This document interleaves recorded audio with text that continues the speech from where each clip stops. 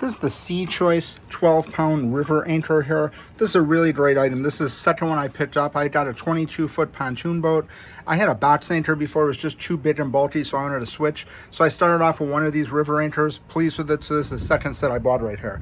Really nice item. This is the rope I'm using with it. It's the Iririi 3/8" 50-foot marine mooring rope. It's got this snap ring at the end. You can see it's got the reinforcement right here. And this is the other end right here. 50 feet right here. This is the navy blue color. So this is the second one I purchased of this also. I like the fact how it's 3/8" 50 foot, so it's perfect for what I'm looking to use it for. The 12-pound anchor in the 22-foot pontoon works perfectly. I just picked up a second one, so when we're staying, we don't spin around. Definitely not necessary, but just want to have it when we're using the splash pad and things like that. But this thing works great.